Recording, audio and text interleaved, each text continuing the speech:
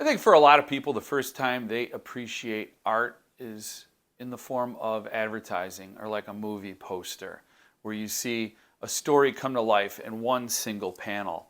And they always have, for me, left a huge impression. In many ways, when you're waiting and they got that coming soon poster and it shows a little bit about the excitement and the adventure that awaits everybody, it makes it more of an event.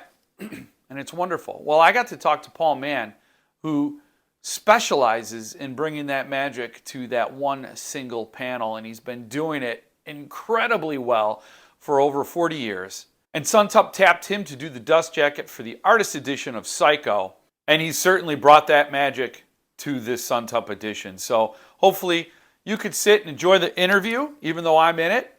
And I will say I use a lot of imagery from his website, and his website has Paul Mann artist watermark across them. So that's all on me. I was trying to just grab as many images as possible. Didn't want to bother the man anymore to get non-watermarked images, but in a lot of cases they're very subtle. So don't hold that against him. That's all on me, but I think those images are strong enough to burst right through that watermark and leave the incredible impressions that they were designed to do.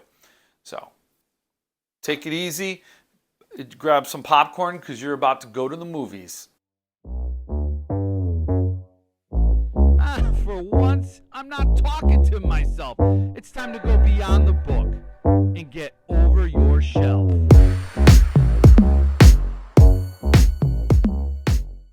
Thank you so much Oh, you bet. joining me today.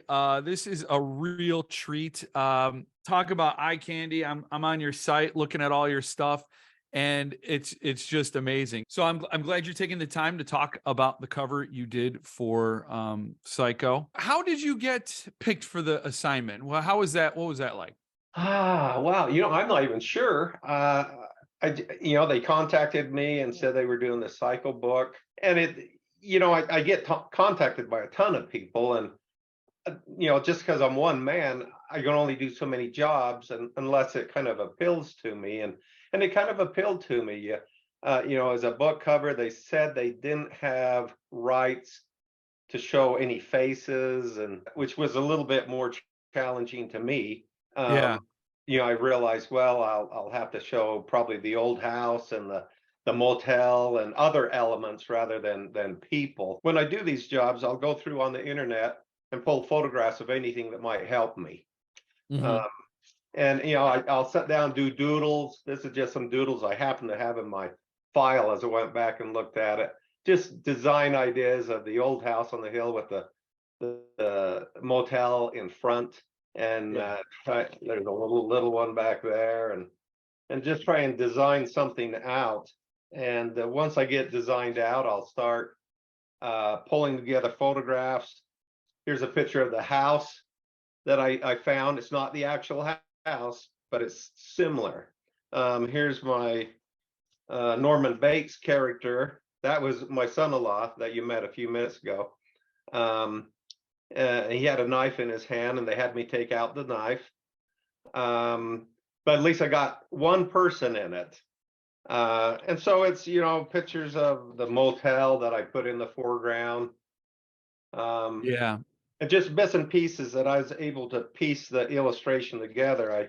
After I get it all sketched up in pencil, and I don't have the pencil to show you, I sent it over to them.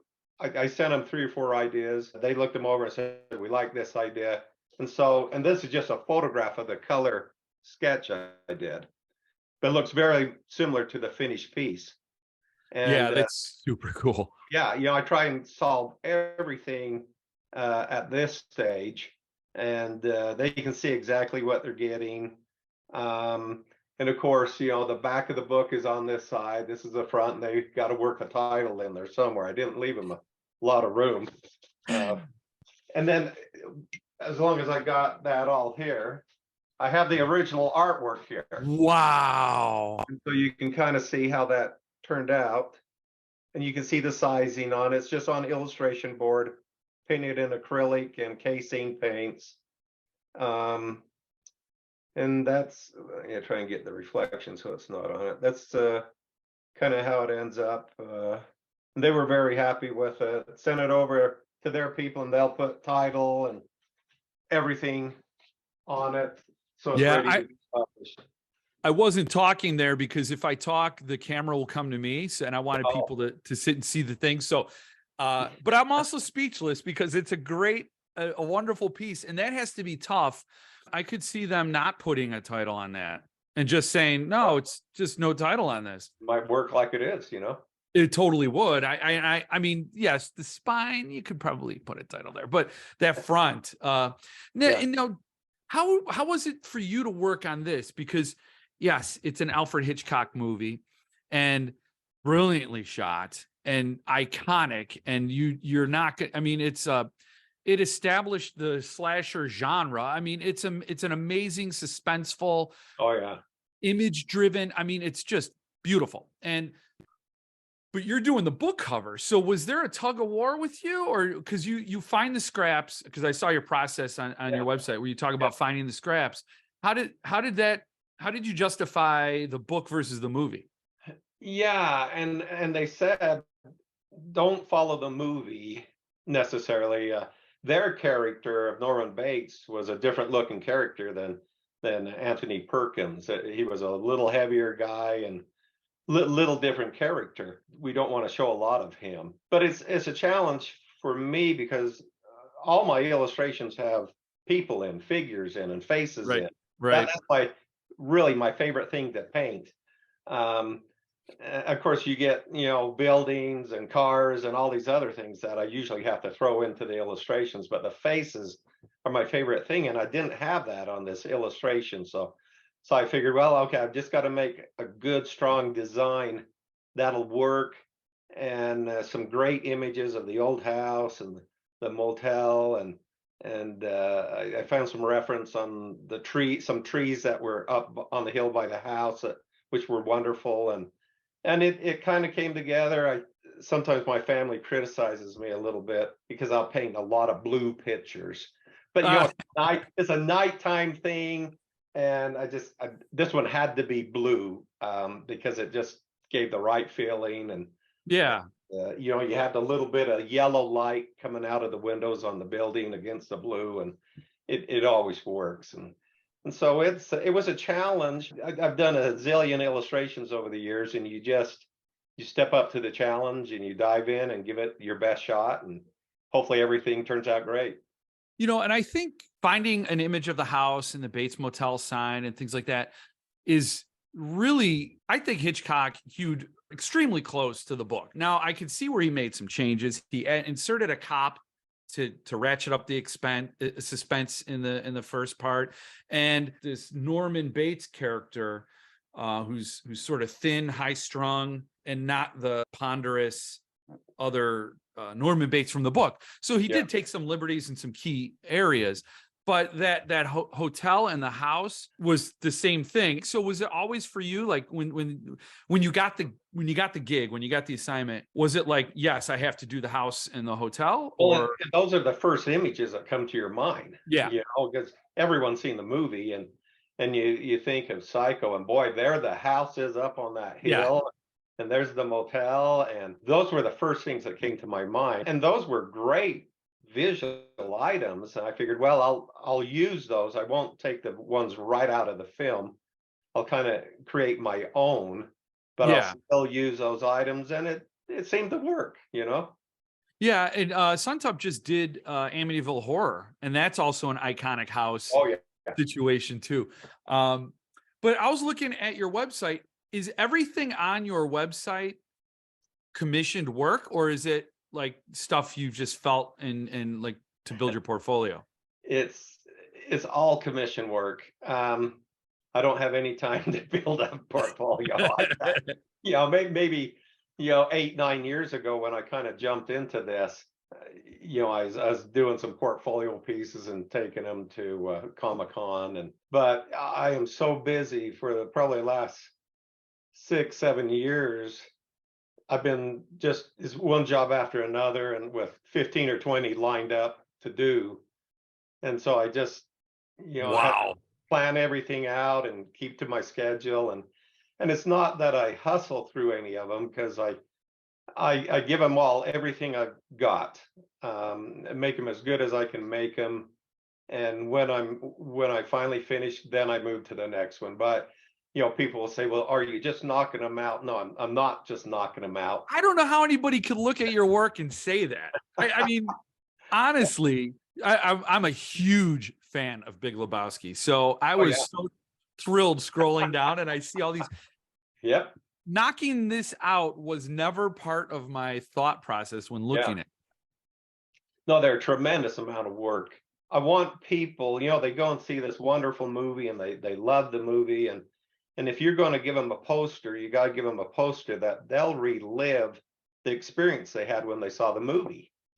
Yeah. And I can't do that with just one character, a portrait of one character. I've got to get lots of characters. I got to get the beautiful woman and the handsome guy and the bad guy and the car they drove and the whatever it might be, the explosion and all these elements that when people see it, they're reliving the experience they had in the theater. Well, how do you create that hierarchy? Because there's obvious a dominating face. And I found it most interesting when I saw the Walking Dead poster and the dominating face was the zombie. Oh yeah. Yeah, great face, Yeah. I always, except for that one, the star of the film, they've got to be front and center, and they've got to be the biggest head. There was always a rule in motion pictures on posters.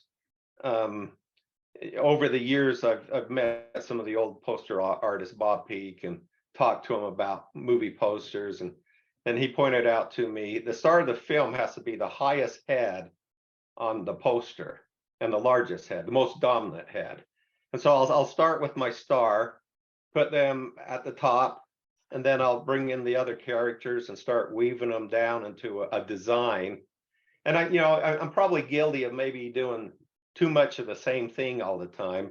Once in a while, I'll try and break it up to where it's a little different looking. But I think also, and I'm just going off of what my eye will go right to Big Lebowski every time.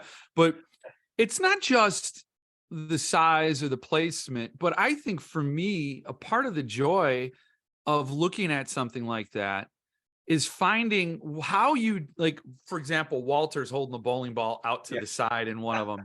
Like, they almost become like the supporting cast almost becomes little Easter eggs. And then why did you pick that? And so there's a lot of decisions that go into. Yeah, there is.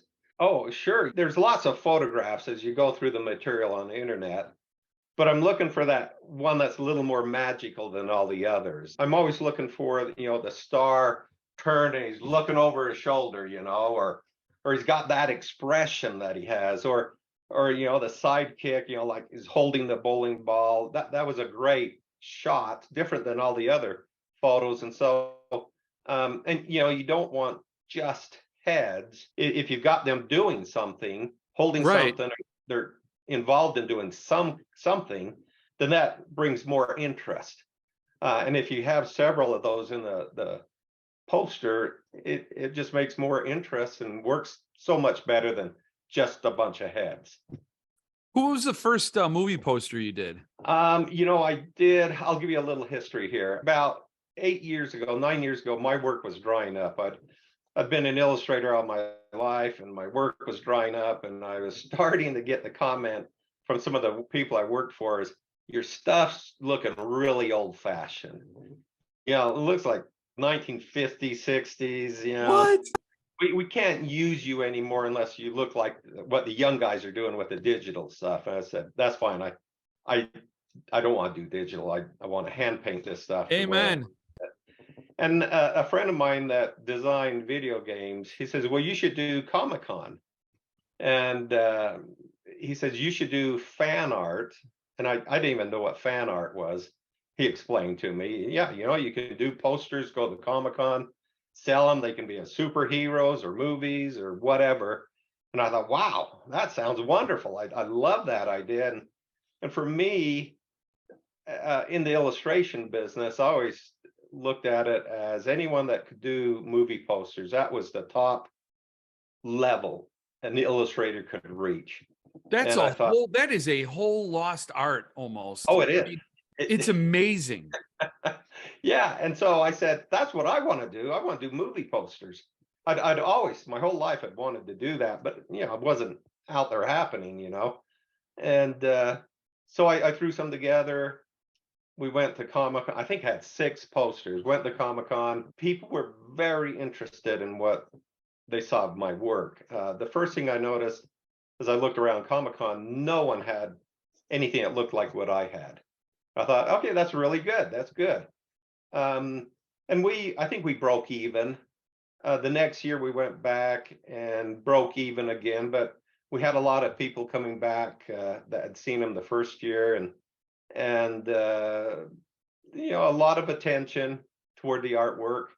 The third year we went back and started making money, and I'd had some of the work out on Etsy. I got contacted by a commissioner, my first commission, who wanted me to do Halloween, the very first Halloween movie. I said, great. Wow. And so I did that post, and that was about 7 years ago. Did the first poster, and when that hit the internet overnight, everything changed. Wow. Yeah, I went from my work was just drying up to where I had nothing to overnight. All these emails started coming in from all over the country, actually all over the world. Will you do my artwork for my poster I want to do? And it just took off so fast. But I was ready for it because I had 45 years of experience. You just happen to have that sitting around. 40 I years was ready. And so I grabbed it and I ran with it because this is what I wanted to do. And here was my chance. Wow. And so for me, I'm just having the time of my life. It's a blast to be doing these movie posters. What more could you ask for than to do these incredible actors and these scenes and just phenomenal material to work with? Yeah. So that's kind of how I got in. And the very first poster I did was Halloween. And then bam, bam, bam, bam, just as fast as I could do them, they were coming in, and it's been great ever since. I think there's what gets me, and when you said it, it irked me, was like, your work's drying up. We want you to be more like these digital creators.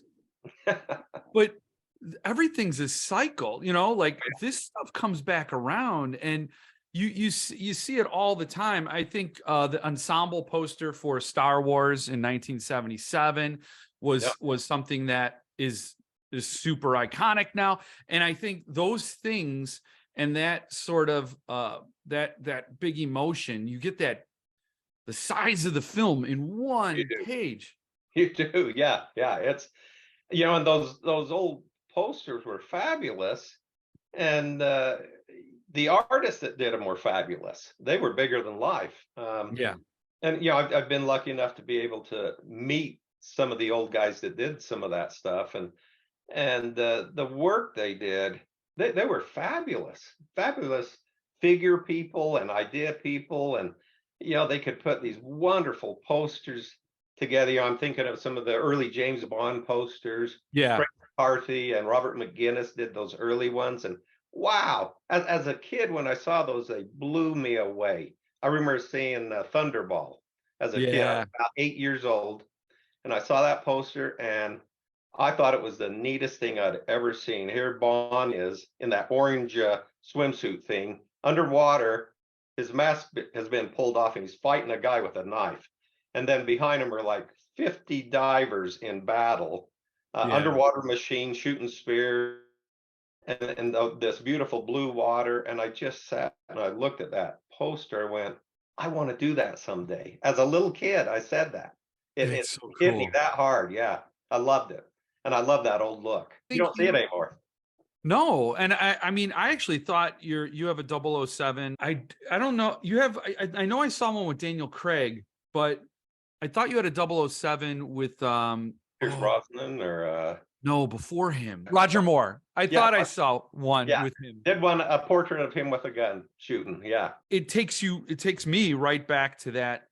And I think when you look at movie posters, there's so much involved that goes just beyond the illustration, but it's also typography and Yep. just the graphic design vibe of it. It has the stopping power that I think is now, it's not as valued as it should be. Yeah, you're right. You know, you No. got to feel big. You got to feel like this is an event.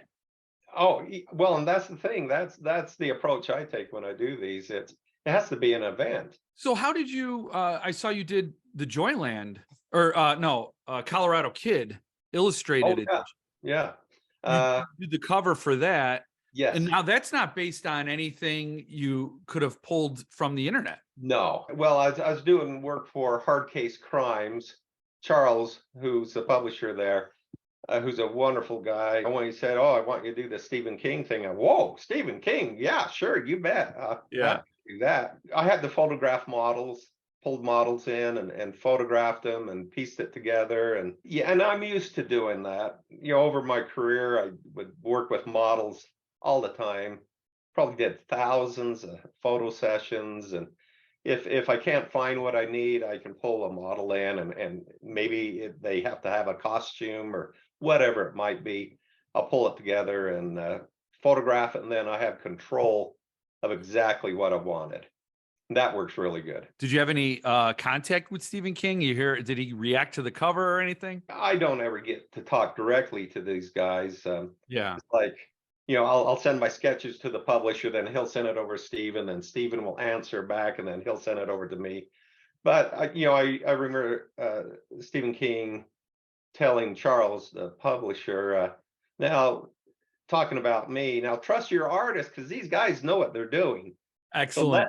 So let him do his thing, and you just back off and let him do his thing, and it'll be wonderful. And he was very happy with it. He in fact wanted the old style paperback from the 50s and 60s, and I've collected those things my whole life, so I knew exactly what he wanted. Hard Case Crime is doing a lot of great stuff, and they are bringing back that the paperback cover Yep. art as well. You know, it's like I feel like, yeah, I'm hearkening back to these days, and it's just that now everything's, I don't want to say lazy, but I think that when it comes to marketing, they're like, we're just going to get some young person to hold the book up on TikTok, and then we're going to sell 3 million copies. Yeah, right. You know, And back in the day, they had to create this. They had to give you a taste of the story right on the cover and have. Oh, yeah. So yes, people did judge books by the cover, you know, and that pulled it. Yeah, absolutely. Yeah. Yeah. So why do you think Suntup didn't get rights to the faces, meaning the movie? Yeah, they, that can be very expensive. And I didn't read the story. All they gave me was a description of what they wanted. I think they were the ones that suggested don't use the house right out of the movie, but find something kind of similar. Yeah. So that's the approach I took. I loved it. I think that's, are you going to, do you have the original, or you have the original, but are you going to sell right it? Here. Yeah, I have the original.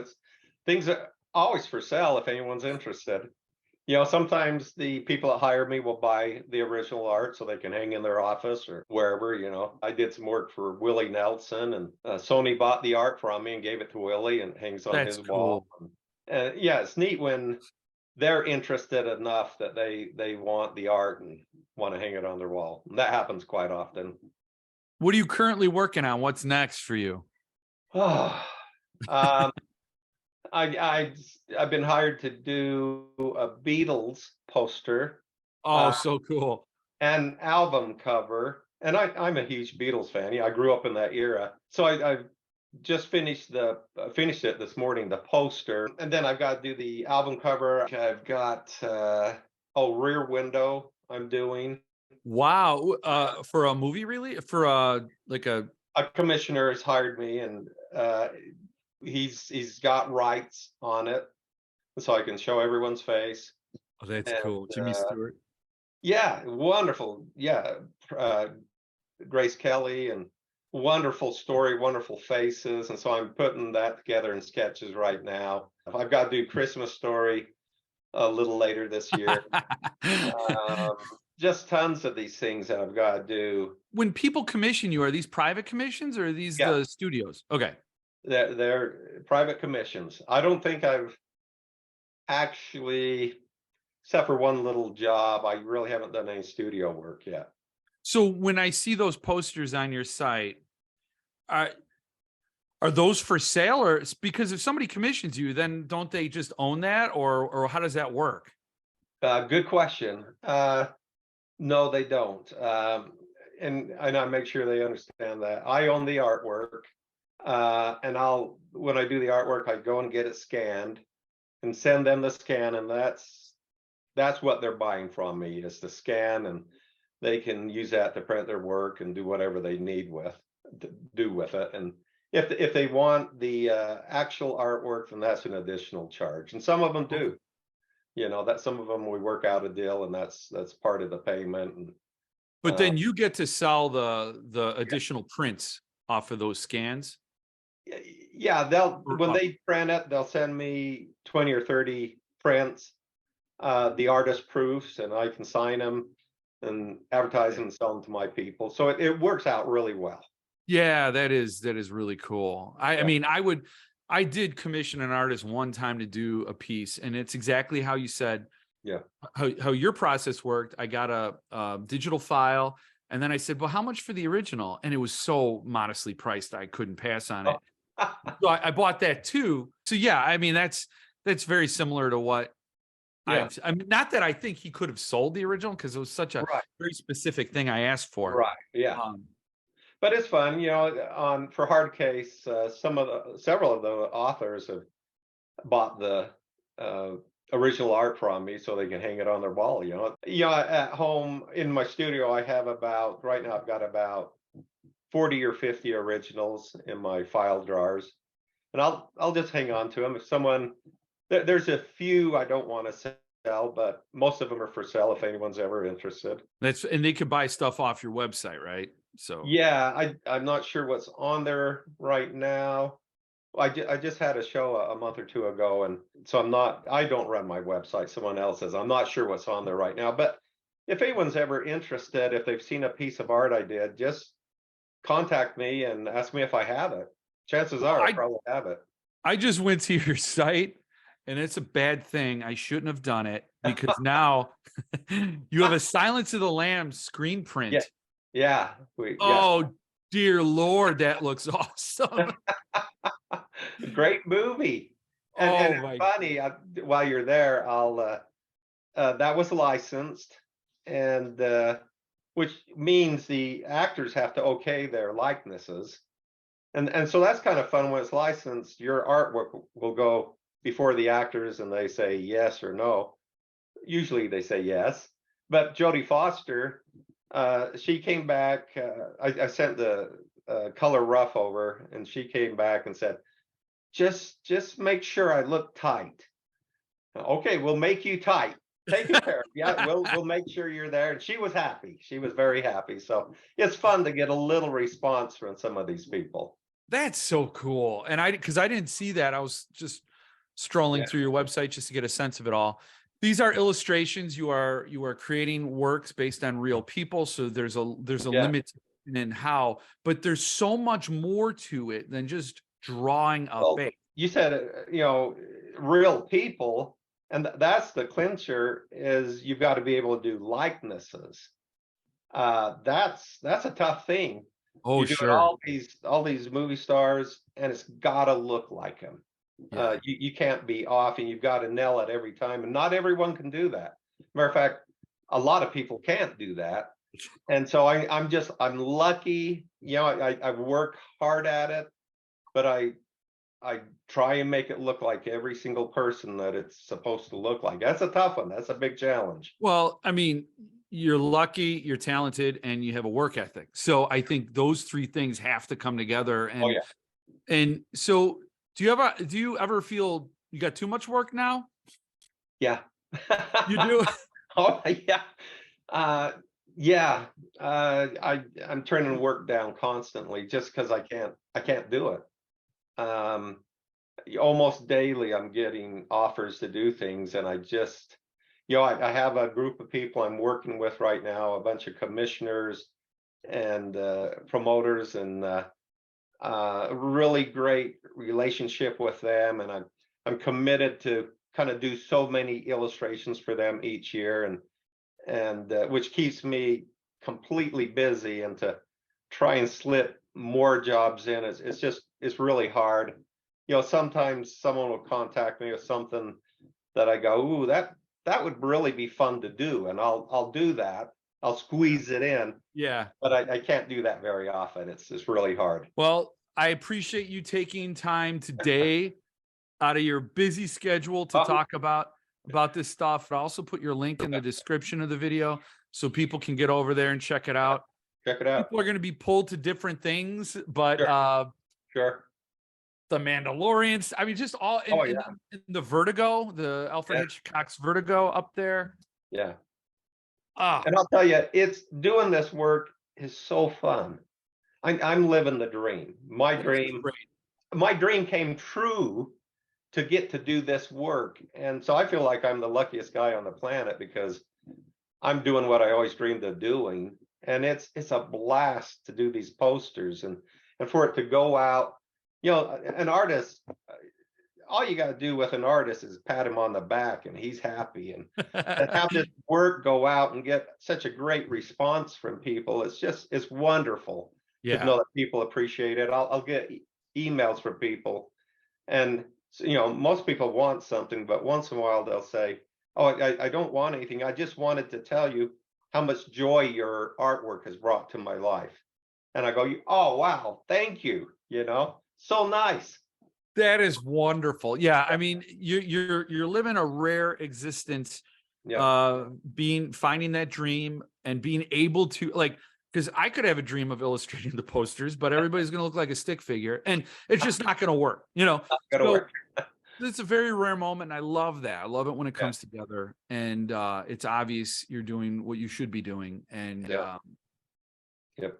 excellent. So wow, that's awesome. I couldn't ask for more than to talk to you about this, and Super, yeah. get back to it, because we need more of that. And Yeah. if I can scrape some things together, maybe someday I'll commission a Big Lebowski poster. Although what you've already done is perfection. So I think I have some originals in my drawer. do if you? you're interested, yeah. I'll have to look at it. I Okay. definitely will. All right. Well, thank you so much, Paul. Thank you, Jeff. Appreciate it.